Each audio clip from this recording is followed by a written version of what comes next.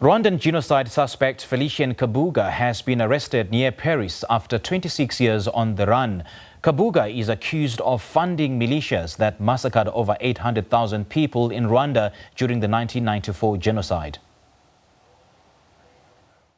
Rwandan genocide suspect Felicien Kabuga was arrested on Saturday near Paris after 26 years on the run. He is accused of funding Hutu militias that massacred about 800,000 Tutsis and moderate Hutus in 1994. The 84-year-old is Rwanda's most wanted man and had a $5 million US bounty on his head. French authorities say he was living under a false identity in a flat in a suburb near the capital. Kabuga was indicted in 1997 on 7 criminal counts in relation to the Rwanda genocide, according to the UN-established International Residual Mechanism for Criminal Tribunals. The arrest paves the way for bringing the fugitive in front of the Paris Appeal Court and later to the International Court in The Hague. Rwanda's 2 main ethnic groups are the Hutus and Tutsis, who have historically had an antagonistic relationship and fought a civil war in the early 1990s. For more on this story, we joined via Skype by lawyer Etienne Mutabazi. He worked at the International Criminal Tribunal for Rwanda in Arusha, Tanzania, which tried genocide perpetrators. A very good evening to you. Thank you so much for joining us. Welcome to the Globe.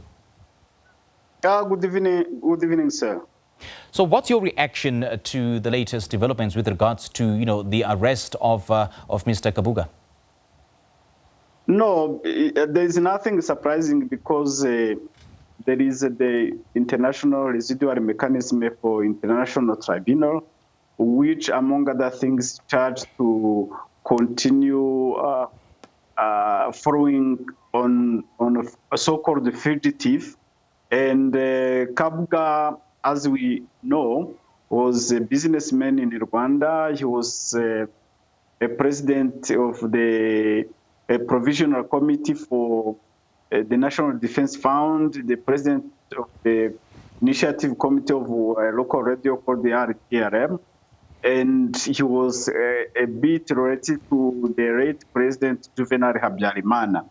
So, meaning that in the context of this tribunal, the position you have held is one of the criteria that is relied upon by the prosecution to go after you. So, meaning I will not go into the merit of his case, but I need to mention that it is not surprising as such because the name of Felicien Kabuga has been on the air for quite a long time, and now after 26 years he's apprehended.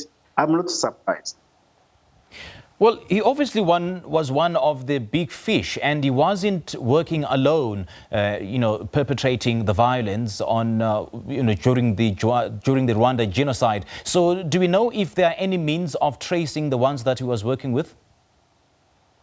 No, currently I would not say that he was perpetrating the violence. That will be not fail. As far as his case is concerned, we need to read the content of his indictment, and it's still under sub judice. It will go in front of the judges.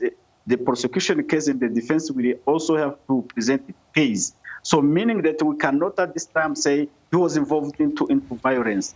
We need to understand that in this tribunal, they go after people whom they believe have occupied some important position in the society. For instance, when I was in Arusha, we dealt with a case involving one prime minister, 14 ministers, 6 prefects, 11 burgomasters, kind of mayor, and the high-ranking political and military officials. But yet, we have many acquittal as well.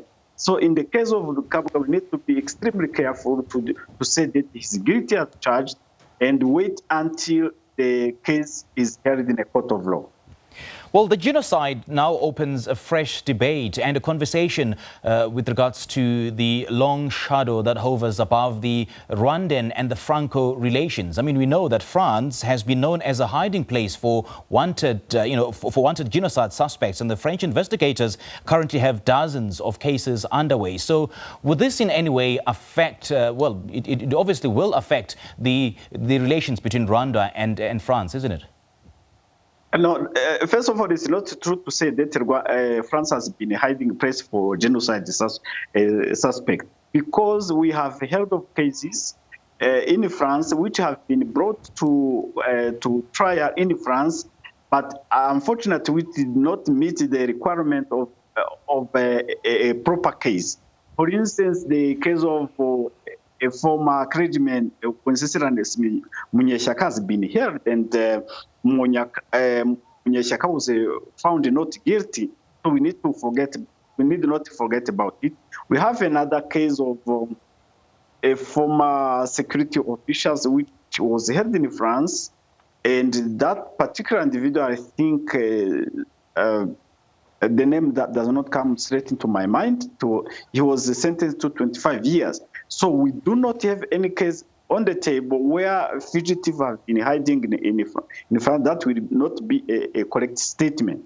Secondly, as far as the French and Rwandan relations are at issue, I think now that we have a President Macron in power who is, for all purposes, a best friend of President Kagame, and Kagame who might be trying to buy his way in the international politics, now that they can say we have arrested Kabuga. I understand that Kabuga could not reside in France under a fake identity without the knowledge of the French authorities. So this is a political gaming, and we have been used to kind of cases, and it's not only in the Rwandan scenario. We know of many cases, even in the former Yugoslavia. Well, you are disputing the fact that France has long been a hiding place for some of these genocide suspects. But then let's not forget that just some time back, Rwandan President Paul Kagame, a Tutsi himself, accused France of having supported the ethnic Hutu forces behind the slaughter of some of the Tutsis and the Hutus. And so many questions are now abound as to how how the latest case was recovered after, almost 3 decades of hiding in France. And we need to distinguish two issues. One is a legal issue, and the other one is a political issue. The political one will obviously not be able to elucidate it, but the legal issue, I have explained it at length. And if I were to repeat myself, I will stick on my position that France has not been hiding. Rather, Rwanda was not happy with French because of a political issue that France supported the former regime in the normal bilateral or multilateral relations among states. So we cannot call it that it was a hiding a fugitive. That's not correct. And I will obviously continue to dispute it because it's not correct. But then the question still arises as to how was he able to evade arrest for so long in France?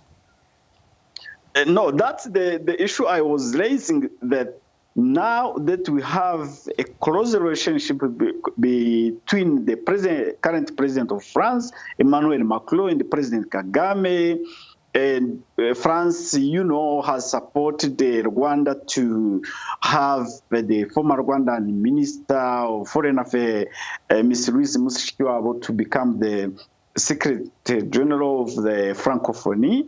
And they have also continued to be close friends, beyond what we actually know of state-to-state relations. They are close friends on an individual basis.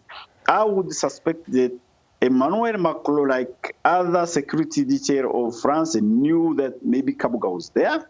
I cannot speculate. But also there are other sources saying that Kabuga might have lived in other areas, including in some African countries and in European countries, not necessarily in France. So we cannot say for sure that Kabuga was hiding in France for a long time, because no one knows until today how long Kabuga has been staying in France. And let me also indicate that it is not the first time we hear of this Kabuga arrest. I know that the State Department has put a bond of $5 million, and people would come to the FBI office in Nairobi, in the Barclays building, and say, you know, we have seen Kabuga. So there have been many incidents in that respect. So Kabuga might have lived elsewhere. So saying that he was being hiding in France for a long time will also not be a full statement. Well, the French Justice Ministry said he was living under a false identity in a flat in Asni-Res-sur-Seine near Paris. What do you say to that?